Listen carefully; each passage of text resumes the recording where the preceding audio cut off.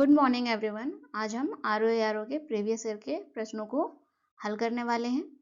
आज की क्लास का सब्जेक्ट क्या है? हिस्ट्री। हम इतिहास के प्रश्नों को हल करेंगे। ठीक है, इतिहास में भी प्राचीन इतिहास के प्रश्नों को हल करने वाले हैं। तो हम बिना किसी देरी के आगे बढ़ते हैं और देखते हैं आज की क्लास का पहला प्रश्न क्या है। ठीक है, पहला प्रश्न है, हड्डी से निर्मित आभूषण भारत में मध्य पाषाण काल के संदर्भ में प्राप्त हुए हैं। कौन से काल के संदर्भ में? मध्य पाषाण काल के संदर्भ में प्राप्त हुए हैं। कहाँ से प्राप्त हुए हैं? भारत से प्राप्त हुए हैं। आप देख रहे हैं पहला ऑप्शन क्या है? सराय नाहर राय से। दूसरा ऑप्शन महदहा से। तीसरा ऑप्शन लिखैया से। चौथा ऑप्शन क्या है? चौपानी मांडो से। ये चार ऑप्शन हमें दिए गए हैं। तो कहाँ से, किस स्थल से हड्डी से निर्मित आभूषण प्राप्त हुए हैं? ठीक है, तो कहाँ से प्राप्त हुए हैं? इसमें सराय नाहर राय से और महदहा से। ऑप्शन ए और ऑप्शन बी, इन दोनों ही स्थलों से हड्डी से निर्मित आभूषण प्राप्त हुए हैं। और ये दोनों ही स्थल कहाँ हैं? दोनों स्थल हैं प्रतापगढ़ में। प्रतापगढ़ जिले में ये दोनों स्थल हैं। प्रतापगढ़ कहाँ है? उत्तर प्रदेश में स्थित है। उत्तर प्रदेश राज्य में स्थित है प्रतापगढ़ जिला। तो इस प्रश्न का सही उत्तर क्या होगा? इस प्रश्न का सही उत्तर होगा ऑप्शन ए और बी। अगले प्रश्न की ओर बढ़ते हैं, देखते हैं अगला प्रश्न क्या है। अगला प्रश्न है, निम्न में से कौन सा स्थल प्रागैतिहासिक चित्रकला के लिए प्रसिद्ध है? कौन सा स्थल है? Ajanta, option B Bhimbetka, option C Bagh, option D Amravati. इन चार स्थलों में से हमें बताना है कि कौन सा स्थल प्रागैतिहासिक चित्रकला के लिए प्रसिद्ध है। इस प्रश्न का सही उत्तर क्या है? भीमबेटका। ऑप्शन बी इस प्रश्न का सही उत्तर है। भीमबेटका की बात करें, यहाँ क्या प्रसिद्ध है? प्रागैतिहासिक चित्रकला, गुफा चित्रकारी यहाँ की प्रसिद्ध है। ठीक है, भीमबेटका से। भीमबेटका की खोज किसने की थी?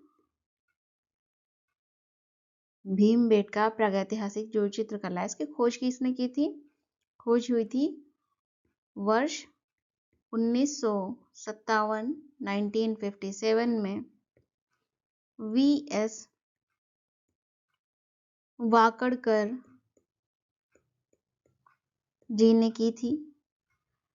डॉक्टर विष्णुधर वाकड़कर जी ने की थी। ये भीमबेटका कहाँ स्थित है? एमपी के रायसेन जिले में स्थित है। एमपी के, मध्य प्रदेश के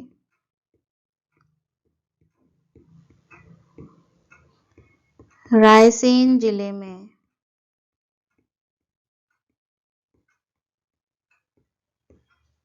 स्थित है। ठीक है,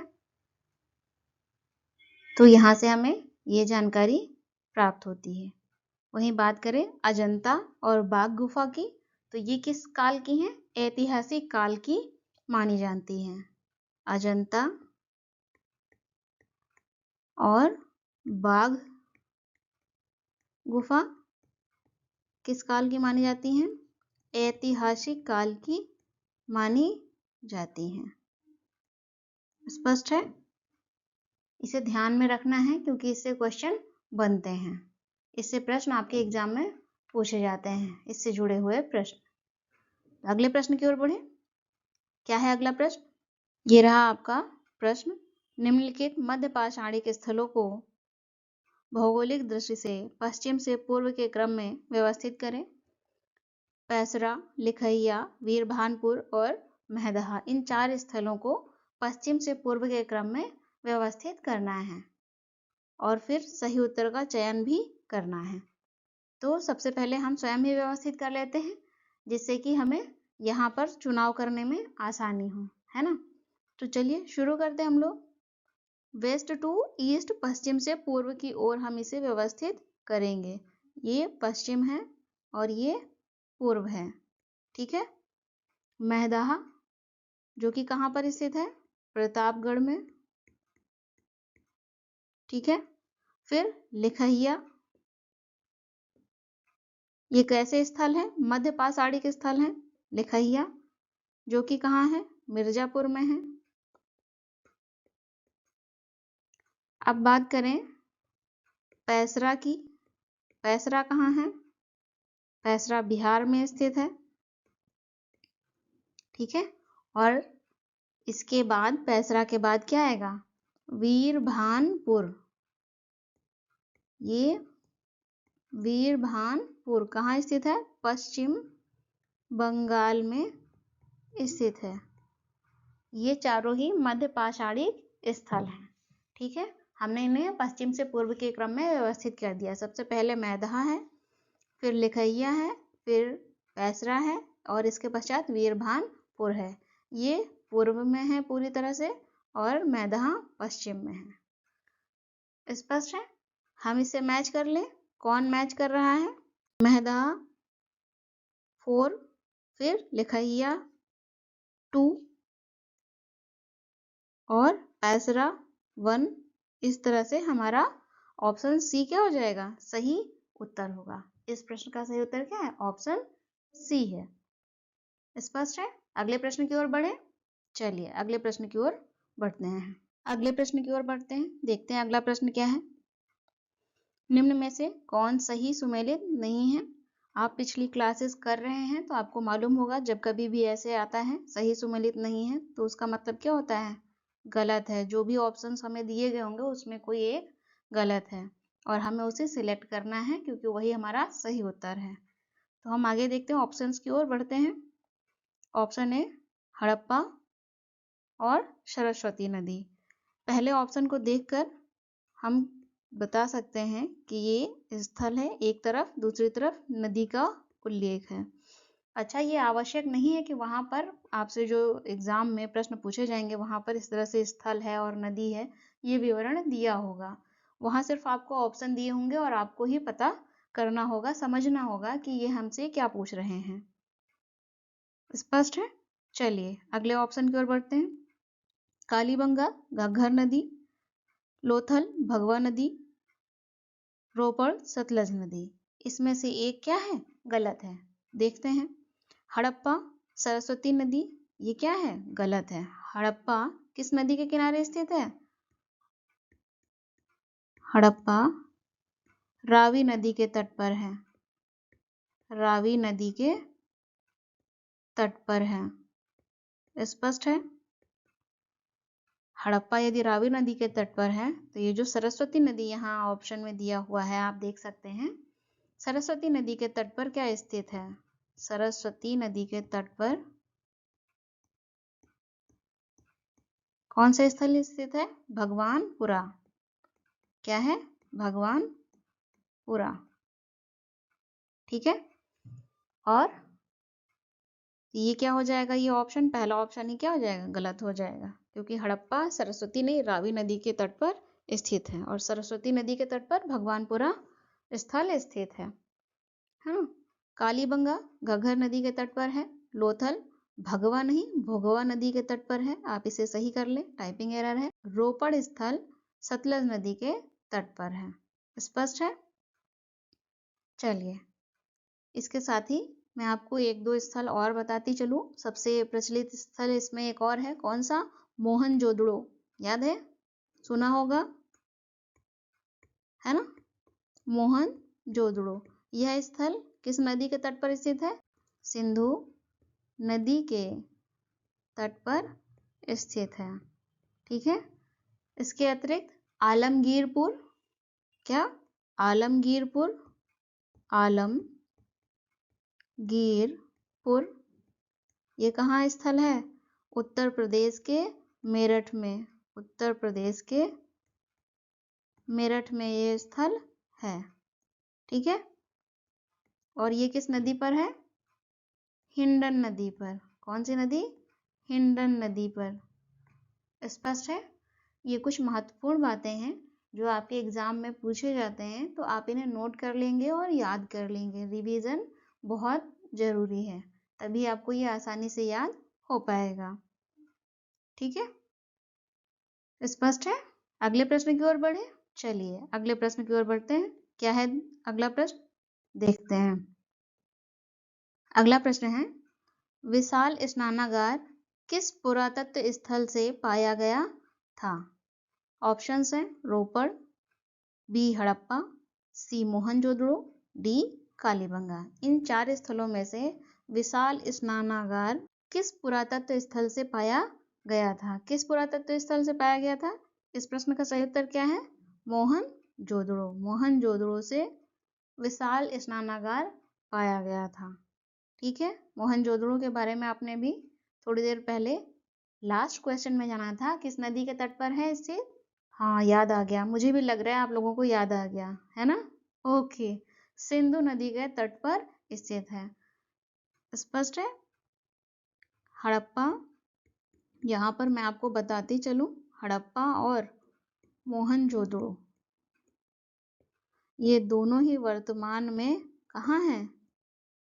ये दोनों ही वर्तमान में पाकिस्तान में स्थित हैं। पाकिस्तान में स्थित हैं।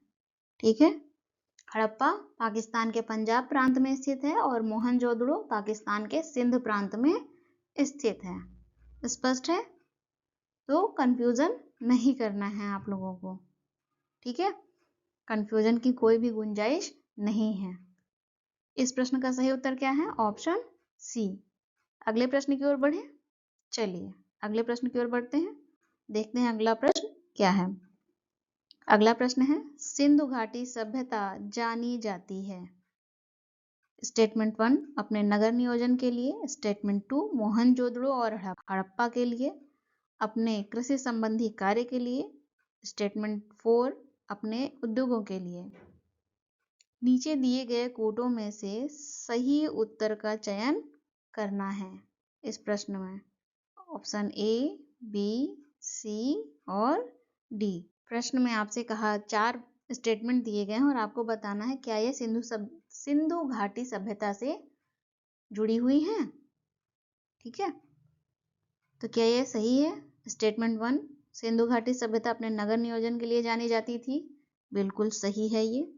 सिंधु घाटी सभ्यता मोहनजोदड़ो और हड़प्पा के लिए जानी जाती है, यह स्टेटमेंट बिल्कुल सही है। सिंधु घाटी सभ्यता अपने कृषि संबंधी कार्य के लिए जानी जाती है, ये स्टेटमेंट भी सही है। सिंधु घाटी सभ्यता अपने उद्योगों के लिए जानी जाती है, यह स्टेटमेंट भी सही है। तो जो 4 स्टेटमेंट दिए गए हैं इस प्रश्न में वो चारों के चारों सही हैं। इस तरह से हमारा ये ऑप्शन डी जो है वो क्या हो जाएगा? सही हो जाएगा। इस प्रश्न का सही उत्तर होगा ऑप्शन डी, क्योंकि हमें सही सिलेक्ट करना था, सही उत्तर का चयन करना था ना। चलिए अगले प्रश्न की ओर बढ़ते हैं, देखते हैं अगला प्रश्न क्या है। कौन सा हड़प्पाई नगर 3 भागों में विभक्त है? कितने भागों में? 3 भागों में विभक्त है। इस प्रश्न का सही उत्तर क्या होगा? इस प्रश्न का सही उत्तर है ऑप्शन सी, धौलावीरा। 3 भागों में विभक्त है। सबसे पहले हम इसे जान लेते हैं। धौलावीरा क्या है? ये हड़प्पाई नगर है, इसे ध्यान में रखना है। धौलावीरा 3 भागों में कैसे विभक्त है? पहला भाग क्या है? किला, फिर मध्यनगर,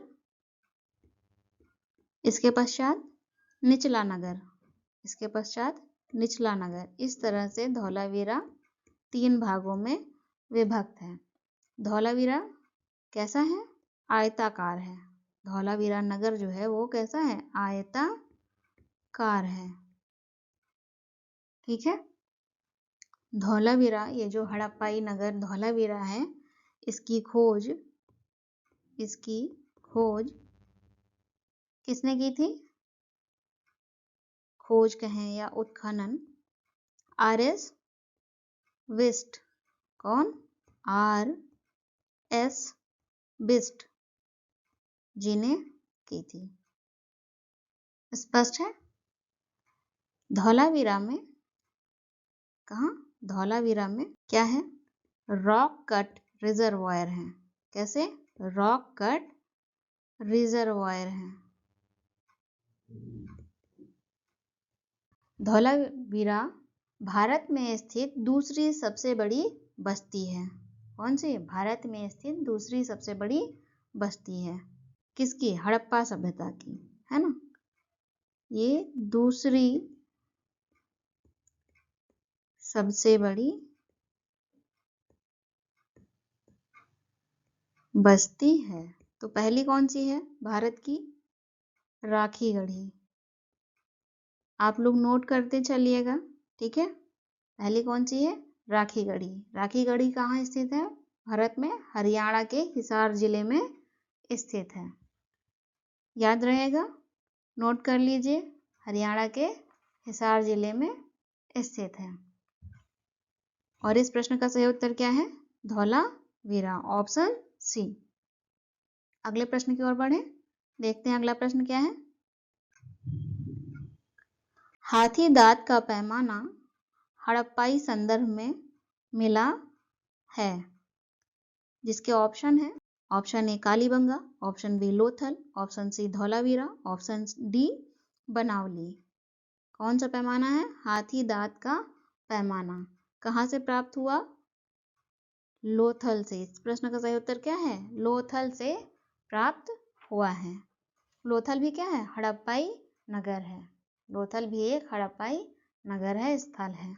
लोथल कहाँ स्थित है? लोथल गुजरात के अहमदाबाद जिले के भोगवा नदी पर, आपने पिछले क्वेश्चन में जाना था, भोगवा नदी पर स्थित है। याद आ गया? चलिए, बहुत ही शार्प बच्चे हैं, है ना आप लोग, याद रहता है आप लोगों को। यहाँ से हाथी दांत का पैमाना प्राप्त हुआ है। इसकी खोज किसने की है? लोथल स्थल की S.R. राव जी ने की है। किसने की है? S.R. राव जी ने की है। ये सभी क्या है? हड़प्पाई स्थल हैं। इसका हम विशेष ध्यान रखेंगे। बात करें कालीबंगा की, तो कालीबंगा कहाँ है? कालीबंगा है राजस्थान में। कहाँ है? राजस्थान में। आप इसे नोट कर लेंगे, कालीबंगा राजस्थान में है। और राजस्थान से, इस कालीबंगा स्थल से क्या प्राप्त हुआ है? जुते हुए खेत प्राप्त हुए हैं। जुते हुए खेत प्राप्त हुए हैं। स्पष्ट है? चलिए अगले प्रश्न की ओर बढ़ते हैं, देखते हैं अगला प्रश्न क्या है। इस प्रश्न का सही उत्तर क्या है? Option B. निम्नलिखित में से कौन सही सुमेलित नहीं है? प्रश्न समझ में आ गया आप लोगों को? क्या है इसमें? हमें गलत सिलेक्ट करना है। ऑप्शन देखते हैं। Harappa, Rakhaldas Banerjee, Hastinapur, B B Lal, Taxila, John Marshall, Kausambi, NG Majumdar. एक तरफ हमें स्थल दिए गए हैं, दूसरी तरफ किसने उसकी खोज की है उसका नाम दिया गया है। तो यहाँ पर हम देखते हैं ऑप्शन को, हड़प्पा, राखालदास बनर्जी नहीं, ये क्या है? पहला ऑप्शन ही गलत है। हड़प्पा की खोज किसने की थी? दयाराम साहनी जी ने की थी। किसने? दयाराम साहनी जी ने की थी। स्पष्ट है? तो पहला ऑप्शन ही क्या हो जाएगा? गलत हो जाएगा, और यही हमारा उत्तर होगा। यही हमारा उत्तर होगा। स्पष्ट है? शेष ऑप्शन हम देख लेते हैं। हस्तिनापुर की खोज किसने की? बेबीलाल ने उत्खनन किया, ठीक है। तक्षशिला की जॉन मार्शल जी ने, और कौसाम्बी की NG मजूमदार जी ने की। तो इस तरह से इस प्रश्न का उत्तर क्या हो जाएगा? ऑप्शन ए सही उत्तर।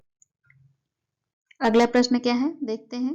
निम्नलिखित सभ्यताओं का उत्तर से दक्षिण का सही क्रम कौन सा है? तो पहले हम देख लेते हैं, हमें नाम दिए गए हुए हैं। Option A Maya, Aztec, Muisca, Inca. Option B Maya, Muisca, Inca, Aztec. Option C Aztec, Muisca, Maya, Inca. Option D Aztec, Maya, Muisca, Inca. ये सभी क्या है? सभ्यताएं हैं। यहाँ पर हमें 4 सभ्यताएं दी गई हैं और उनका उत्तर से दक्षिण की ओर क्रम पूछा गया है। तो हम स्वयं ही पहले इसे सॉल्व कर लेते हैं, ताकि हमें ऑप्शन में सर्च करने में क्या हो? आसानी हो। यहाँ क्या है? उत्तर, और नीचे दक्षिण है। ठीक है, हम क्रम में इसे लिखेंगे। सबसे पहले कौन सी सभ्यता है? एज़टेक सभ्यता।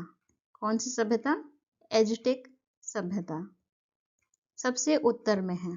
ठीक है, इसके बाद माया सभ्यता,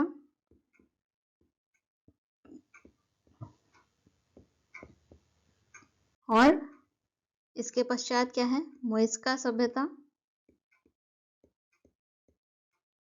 और इसके दक्षिण में है कौन सी सभ्यता? इंका सभ्यता सबसे दक्षिण में है। तो इस तरह से हमने जान लिया ये क्रम जो कि इस रूप में है ना। तो कौन सा ऑप्शन सही हो जाएगा? ऑप्शन डी इसका सही उत्तर होगा। एज़टेक, माया सभ्यता, मुइज़्ज़ा और इंका सभ्यता। ऑप्शन डी इस प्रश्न का सही उत्तर है। अगले प्रश्न की ओर बढ़ें। अगला प्रश्न है, सबसे पुराना वेद कौन सा है? यजुर्वेद, ऋग्वेद, सामवेद और अथर्ववेद। इन 4 वेदों में से सबसे पुराना वेद है ऋग्वेद। तो इस प्रश्न का सही उत्तर क्या हो जाएगा? ऑप्शन बी, सबसे पुराना वेद है ऋग्वेद। साथ ही मैं आपको बताती चलूँ, एक प्रश्न आपके एग्जाम में पूछा जाता है, वेद त्रयी। क्या? वेद त्रयी। वेद त्रयी क्या है? ठीक है, तो इसमें कौन कौन आता है? कौन कौन से वेद आते हैं? ऋग्वेद, सामवेद और यजुर्वेद। ये 3 वेद क्या कहलाते हैं? वेद त्रयी कहलाते हैं। स्पष्ट है? ये तीनों वेद, 3 वेद मिलकर मिलते हैं तो वेद त्रयी कहते हैं इन्हें। ठीक है, जब कभी भी आपसे पूछा जाए प्रश्न में तो वेद त्रयी इन्हें ही कहते हैं, ऋग्वेद, सामवेद और यजुर्वेद को। और इस प्रश्न का सही उत्तर है ऑप्शन बी। अगले प्रश्न की ओर बढ़े। क्या है अगला प्रश्न? ऋग्वेद है, ऑप्शन ए, स्रोतों का संकलन है, कथाओं का संकलन है, शब्दों का संकलन है और युद्ध का ग्रंथ है। इन 4 ऑप्शन में से हमें एक को सिलेक्ट करना है जो कि सही हो। स्पष्ट है? तो ऋग्वेद क्या है? स्रोतों का संकलन है। किसका? स्रोतों का संकलन है। ऋग्वेद स्रोतों का संकलन है। इसमें स्रोत और प्रार्थनाएं हैं, है ना। इसमें कोई डाउट नहीं होना चाहिए। स्पष्ट है? जैसे कि हमने जाना इस प्रश्न से, ऋग्वेद क्या है? स्रोतों का संकलन है। वहीं बात हम यदि यजुर्वेद की करें, किसकी? यजुर्वेद की करें तो यजुर्वेद में क्या है? स्रोत एवं कर्मकांड है। क्या है? कर्म कांड है। बात यदि सामवेद की जाए, किसकी? सामवेद की जाए तो उसमें क्या है? संगीतमय स्रोत है। क्या है?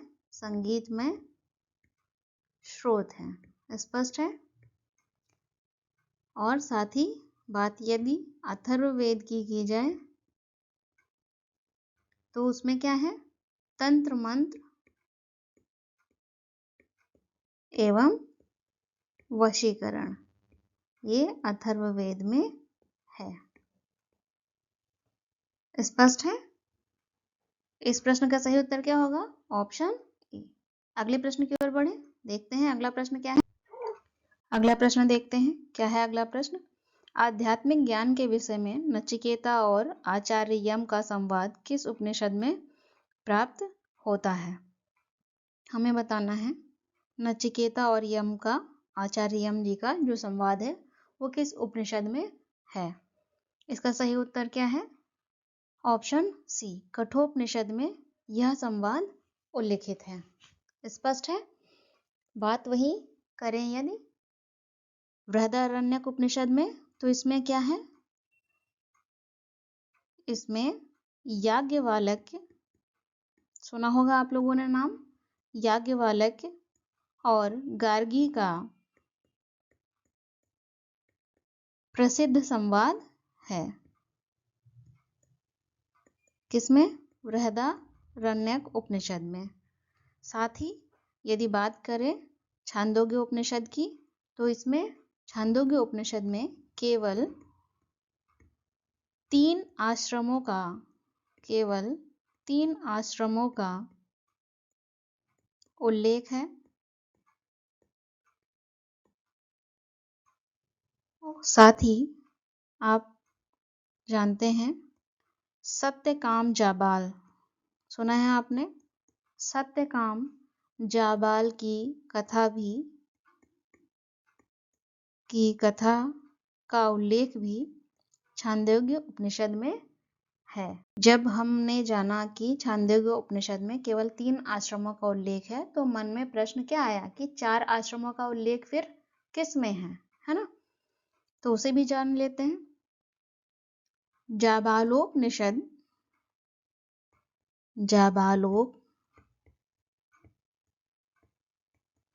में 4 आश्रमों का उल्लेख है।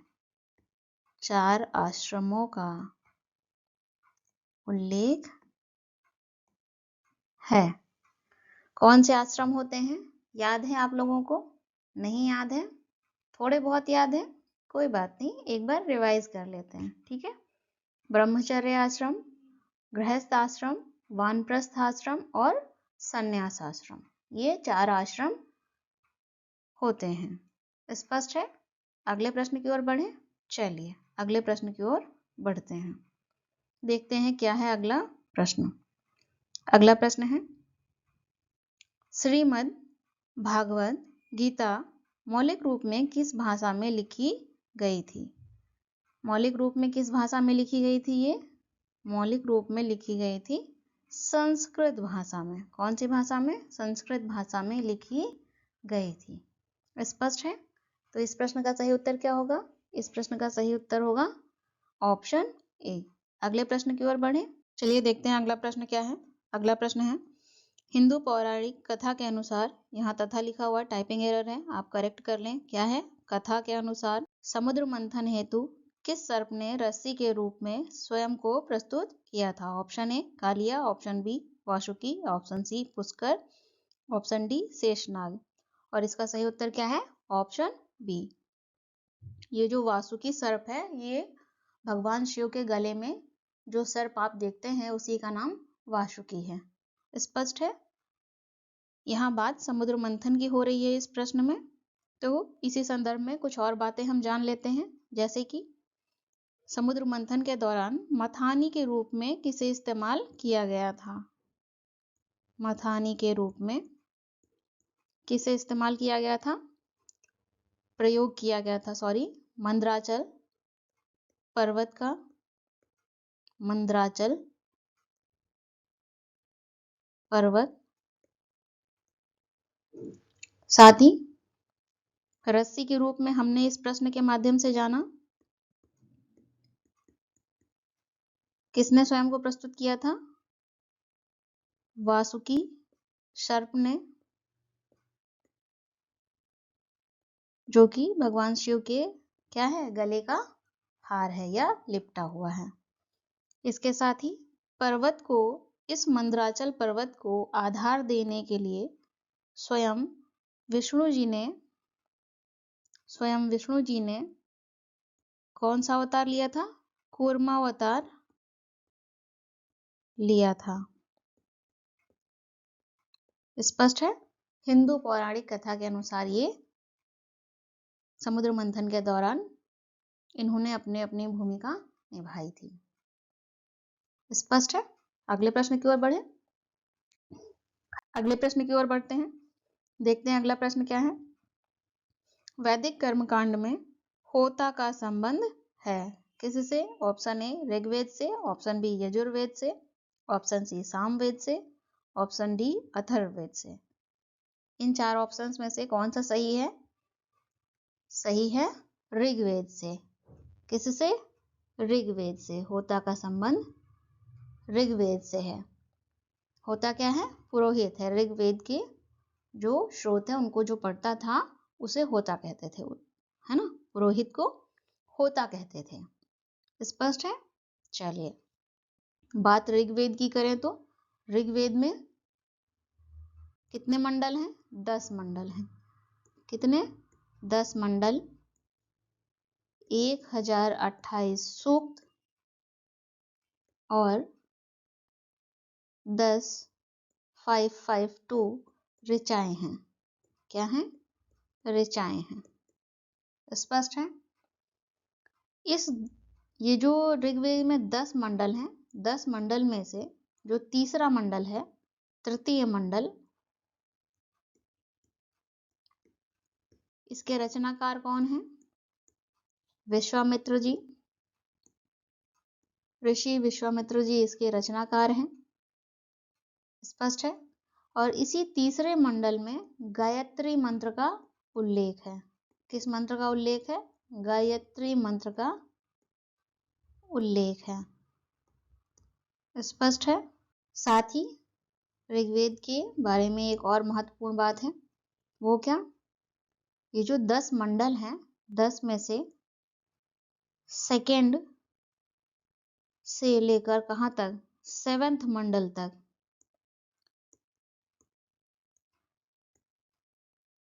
दूसरे से 7वें मंडल तक ही क्या कहलाते हैं? प्राचीन मंडल कहलाते हैं।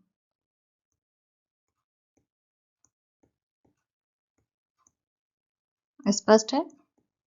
तो आप सोच रहे होंगे जो प्रथम मंडल है वो प्राचीन नहीं है? नहीं, वो बाद में लिखा गया है। स्पष्ट है? अगले प्रश्न की ओर बढ़े। क्या है अगला प्रश्न? ऋग्वेद में अघन्या का प्रयोग हुआ है।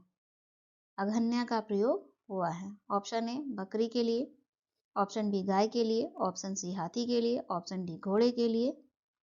और इस प्रश्न का सही उत्तर क्या हो जाएगा? ऑप्शन बी गाय के लिए अघन्या शब्द का प्रयोग किया गया है। अगला प्रश्न क्या है? जीविकोपार्जन हेतु वेद वेदांग पढ़ने नहीं पढ़ाने वाला अध्यापक कहलाता था। क्या कहलाता था? जीविकोपार्जन हेतु वेद वेदांग पढ़ाने वाले, यहाँ बढ़ा के आप मात्रा लगा लेंगे, अध्यापक कहलाता था। ऑप्शन ए आचार्य, ऑप्शन बी अध्वर्य, ऑप्शन सी उपाध्याय, ऑप्शन डी पुरोहित। क्या कहलाता था? ऑप्शन सी उपाध्याय कहलाता था। वेद वेदांग पढ़ाने वाला अध्यापक उपाध्याय कहलाता था। स्पष्ट है? ओके, यहीं पर हम कुछ अतिरिक्त जानकारी प्राप्त कर लेते हैं, जैसे कि यजुर्वेद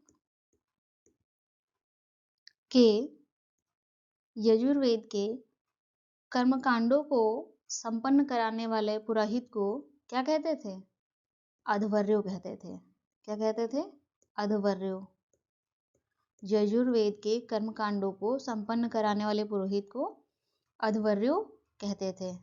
जैसे आपने पिछले क्वेश्चन में जाना था, ऋग्वेद से के पुरोहित को क्या कहते थे? होता कहते थे। स्पष्ट है? चलिए अगले प्रश्न की ओर बढ़ते हैं।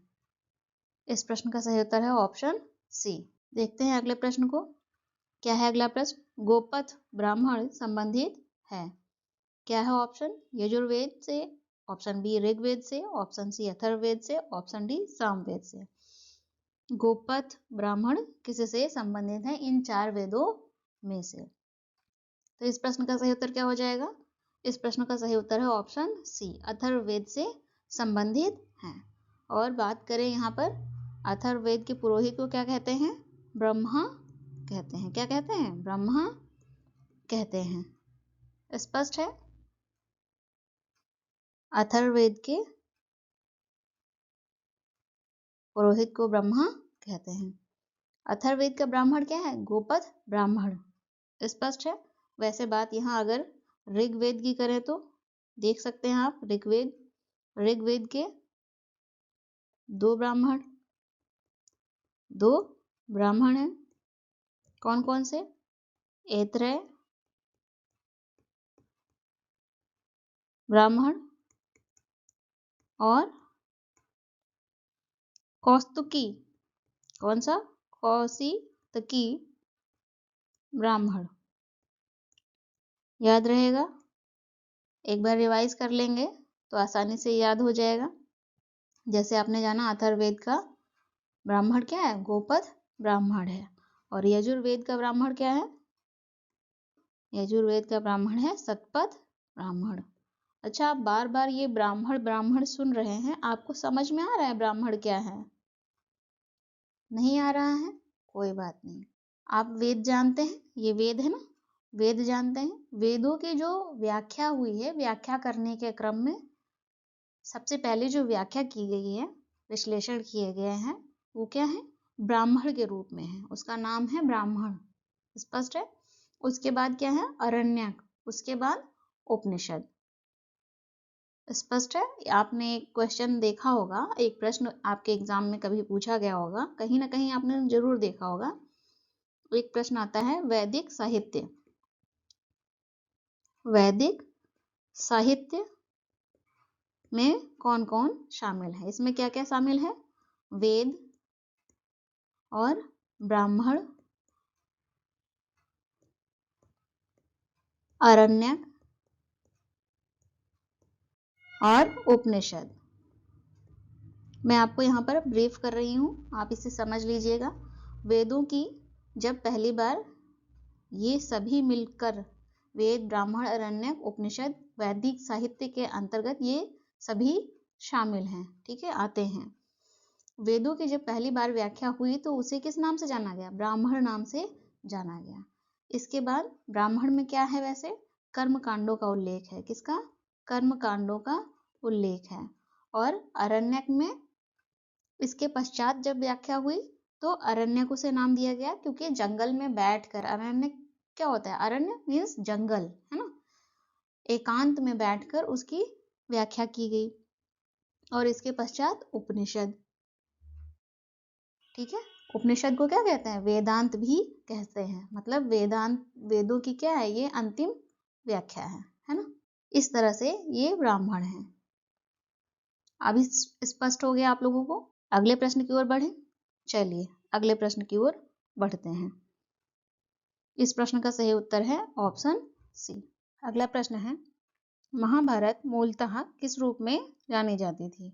ऑप्शन ए बृहत कथा, ऑप्शन बी ब्राह्मण, ऑप्शन सी बृहत संहिता, ऑप्शन डी जय संहिता। इनमें से एक ऑप्शन को सिलेक्ट करना है जो कि क्या हो? सही हो।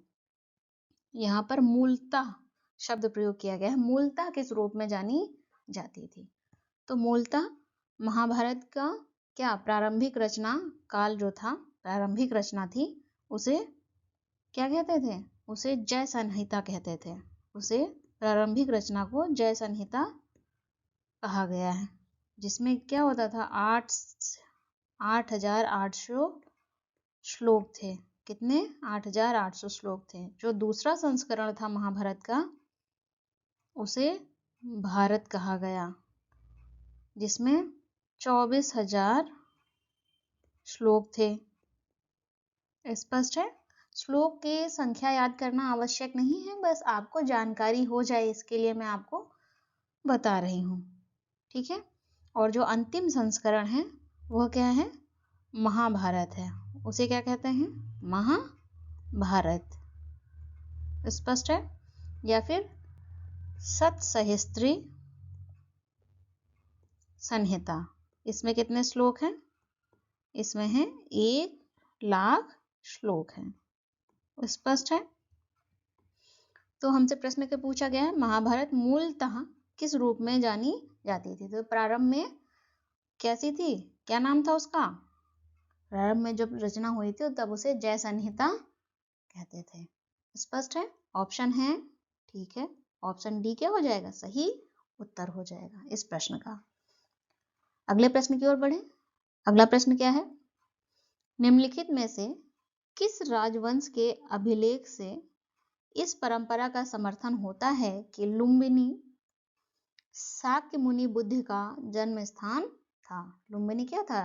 शाक्य मुनि बुद्ध का जन्म स्थान था। Option A Maurya, option B Shunga, option C Satavahana, option D Kushan. किस राजवंश के अभिलेख से? हमें यहाँ राजवंश, ऑप्शंस के आधार पर राजवंश हमसे पूछा गया है, तो हम राजवंश बताएंगे। कौन सा राजवंश है वो राजवंश है मौर्य राजवंश। कौन सा? मौर्य राजवंश। ऑप्शन बी क्या है? शुंग राजवंश, option C Satavahana, option D Kushan. लेकिन सही उत्तर क्या है? मौर्य राजवंश सही उत्तर है। स्पष्ट है? मौर्य में अशोक किस वंश का था? सम्राट अशोक, चक्रवर्ती अशोक, राजा अशोक। याद आया? अशोक के कौन से अभिलेख से? रुम्मिनदेई अभिलेख से, रुम्मिनदेई अभिलेख से इस बात की जानकारी मिलती है कि मुनि बुद्ध का जन्म स्थान लुम्बिनी था। स्पष्ट है? शाक्यमुनि बुद्ध का जन्म स्थान लुम्बिनी था।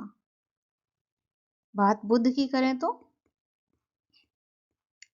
बुद्ध का जन्म स्थान लुम्बिनी कपिलवस्तु के निकट है। ये कहाँ? कपिलवस्तु के निकट। अशोक अपने राज्याभिषेक के 20वें वर्ष बाद यहाँ गया था। 20वें वर्ष बाद गया था। स्पष्ट है? बुद्ध जी का जन्म लुम्बिनी में हुआ था, जो कि कपिलवस्तु के निकट है, और 563 ईसा पूर्व 563 ईसा पूर्व जन्म हुआ था। पिता का नाम क्या है बुद्ध जी के? शुद्धोधन। क्या नाम है? शुद्धोधन, जो कि साक्यगढ़ के प्रधान थे, और माता कोलीय गणराज्य की कन्या थी। माता कोलीय गणराज्य की कन्या थी। स्पष्ट है? चलिए अगले प्रश्न की ओर बढ़ते हैं। देखते हैं अगला प्रश्न क्या है। इस प्रश्न का सही उत्तर है ऑप्शन ए। अगला प्रश्न है, निम्नलिखित में से कौन एक अशोक का अभिलेख इस परंपरा की पुष्टि करता है कि गौतम बुद्ध का जन्म लुम्बिनी में हुआ था? ये पिछले प्रश्न से मिलता जुलता प्रश्न है। देखते हैं इसके ऑप्शंस क्या हैं। ऑप्शन ए बशाड़ स्तंभ अभिलेख, ऑप्शन बी निगाली सागर स्तंभ अभिलेख, ऑप्शन सी रामपुरवा स्तंभ अभिलेख, ऑप्शन डी रुम्मेनदेई स्तंभ अभिलेख। इस प्रश्न का उत्तर आपको पिछले प्रश्न में ही प्राप्त हो गया है, तो आप सभी को मालूम हो गया होगा इस प्रश्न का सही उत्तर क्या है। ऑप्शन डी इस प्रश्न का सही उत्तर है। रुम्मेनदेई स्तंभ अभिलेख से इस बात की पुष्टि होती है कि गौतम बुद्ध का जन्म लुम्बिनी में हुआ था। क्यों? क्योंकि अशोक अपने राज्याभिषेक के 20वें वर्ष लुम्बिनी जाता है, और भगवान बुद्ध का जन्म स्थान होने के नाते कारण वहां के लोगों को क्या देता है? कर में छूट देता है। स्पष्ट है? तो इस तरह से हम जानते हैं इस प्रश्न का सही उत्तर क्या है, ऑप्शन डी। और अगले प्रश्न की ओर बढ़ते हैं। अगला प्रश्न देखते हैं क्या है अगला प्रश्न। बौद्ध धर्म त्रिरत्न का क्या अभिप्राय है? क्या है option? Option A Tripitaka, option B Buddha धम्म संघ, ऑप्शन सी सील समाधि संघ, ऑप्शन डी सत्य अहिंसा और करुणा। तो बौद्ध धर्म त्रिरत्न क्या है? त्रिरत्न है। इस प्रश्न का सही उत्तर है ऑप्शन बी। ये क्या है? त्रिरत्न है बौद्ध धर्म के, बुद्ध, धम्म और संघ। स्पष्ट है? वही बात हम करें बौद्ध धर्म के त्रिपिटक की। किसकी? त्रिपिटक की। तो त्रिपिटक कौन से हैं? त्रिपिटक है सुत्त पिटक, फिर विनय पिटक,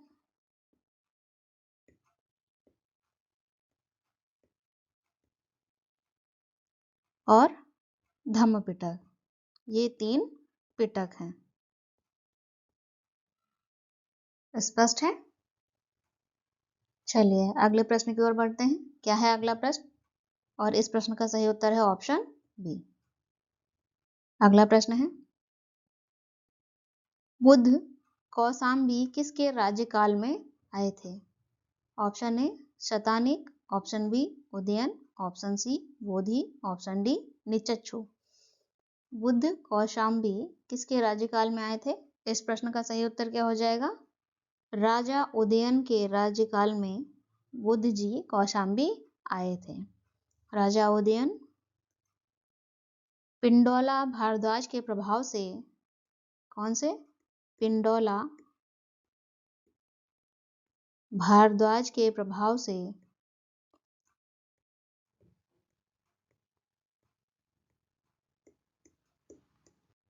बौद्ध बनने के बाद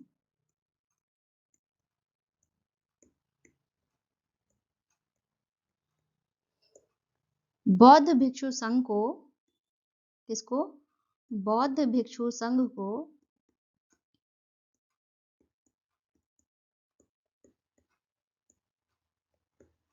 घोषिताराम विहार दान में दिया था। कौन सा विहार? घोषिताराम विहार दान में दिया था, दान में दिया था। स्पष्ट है? चलिए अगले प्रश्न की ओर बढ़ें। इस प्रश्न का सही उत्तर है ऑप्शन बी। अगला प्रश्न देखते हैं, क्या है अगला प्रश्न? एक बौद्ध परिषद का संचालन निम्नलिखित में से किस एक ने किया था? Option A Anand, option B Mahakashyap, option C Moggaliputta, option D Upali. इन चार ऑप्शंस में से हमें सिलेक्ट करना है कि किसने प्रथम बौद्ध परिषद का संचालन किया था। स्पष्ट है? क्या होगा इस प्रश्न का सही उत्तर? इस प्रश्न का सही उत्तर है ऑप्शन बी, महाकश्यप जी ने इस बौद्ध परिषद का, जो कि प्रथम बौद्ध परिषद है, उसका संचालन किया था। स्पष्ट है? ओके, हम प्रथम बौद्ध परिषद के बारे में थोड़ा सा जान लेते हैं। कब हुई थी? 483 ईसा पूर्व हुई थी। स्पष्ट है? 483 ईसा पूर्व हुई थी। कहाँ हुई थी? राजगृह के सप्तपर्णी गुफा में। कहाँ पर? राजगृह के सप्तपर्णी गुफा में। और वहां का शासक कौन था? शासक था अजात शत्रु। अजात शत्रु। कौन सा क्षेत्र है ये? मगध का, मगध का क्षेत्र है। महाकश्यप जी ने इस प्रथम बौद्ध परिषद की क्या की थी? अध्यक्षता की थी। महाकश्यप जी ने इसे, महाकश्यप इस तरह से भी लिखकर आपके एग्जाम में आ सकता है, तो वो भी क्या होगा? सही होगा। इन्होंने अध्यक्षता की थी इस बौद्ध परिषद की। बुद्ध जी के दो प्रमुख शिष्य कौन? बुद्ध जी के दो प्रमुख शिष्य कौन कौन? आनंद जी और ओपाली। ये दोनों ही शिष्य इस बौद्ध परिषद में शामिल थे। स्पष्ट है? चलिए अगले प्रश्न की ओर बढ़ते हैं, और इस प्रश्न का सही उत्तर है ऑप्शन बी। क्या है अगला प्रश्न? अगले प्रश्न को देखते हैं। क्या है अगला प्रश्न? चतुर्थ बौद्ध संगीत हुई थी कनिष्क के शासनकाल में, अशोक के शासनकाल में, हर्षवर्धन के शासनकाल में और मेनांडर के शासनकाल में। इस प्रश्न का सही उत्तर क्या है? इस प्रश्न का सही उत्तर है चतुर्थ बौद्ध संगीति हुई थी कनिष्क के शासन काल में। कनिष्क के शासन काल में कहाँ पर हुई थी? कुंडल वन में हुई थी। कुंडल वन कहाँ पर है? कश्मीर में स्थित है। स्पष्ट है? कब हुई थी ये? ईसा की प्रथम शताब्दी में। ईसा की प्रथम शताब्दी में हुई थी। इस बौद्ध संगीति, जो कि चौथी है, जिसके अध्यक्ष कौन थे? चतुर्थ बौद्ध संगीति के अध्यक्ष थे वसुमित्र जी। कौन थे? वसुमित्र जी। और उपाध्यक्ष कौन थे? अश्वघोष जी उपाध्यक्ष थे। अश्वघोष जी उपाध्यक्ष थे। स्पष्ट है? चलिए अगले प्रश्न की ओर बढ़ते हैं। इस प्रश्न का सही उत्तर क्या है? ऑप्शन ए। क्या है अगला प्रश्न? द्वितीय बौद्ध समिति का आयोजन कहाँ हुआ था? द्वितीय बौद्ध समिति का आयोजन कहाँ हुआ था? ऑप्शंस क्या हैं? ऑप्शन ए राजगृह में, ऑप्शन बी वैशाली में, ऑप्शन सी पाटलिपुत्र में, ऑप्शन डी काशी में। ऑप्शन डी काशी में। क्या होगा इस प्रश्न का सही उत्तर? इस प्रश्न का सही उत्तर है द्वितीय बौद्ध समिति का आयोजन वैशाली में हुआ था। ऑप्शन बी इसका सही उत्तर है। किसके समय में हुआ था द्वितीय बौद्ध समिति का आयोजन? कालाशोक के शासन काल में हुआ था। कब हुआ था? कालाशोक के शासन काल में। शासन काल में। स्पष्ट है? समय क्या है? 383 ईसा पूर्व। इस समय ये बौद्ध संगीति हुई थी। इसके अध्यक्ष कौन थे? द्वितीय बौद्ध समिति के अध्यक्ष थे सुबु कामी जी। सुबु कामी जी द्वितीय बौद्ध समिति के अध्यक्ष थे। याद रहेगा? जरूर याद रखना है क्योंकि इससे प्रश्न बहुत बनते हैं। अब आपने जाना प्रथम बौद्ध समिति के बारे में, आपने जान लिया, द्वितीय बौद्ध समिति के बारे में भी जान लिया और चतुर्थ बौद्ध समिति के बारे में भी जान लिया। क्या छूट गया है? तृतीय बौद्ध समिति छूट गई है ना? हमने उससे जुड़ा हुआ प्रश्न नहीं किया है, कोई बात नहीं, हम पढ़ लेते हैं अतिरिक्त जानकारी के तौर पर। तृतीय बौद्ध समिति 247 ईसा पूर्व में हुई थी। चक्रवर्ती अशोक सम्राट के शासन में काल में हुई थी।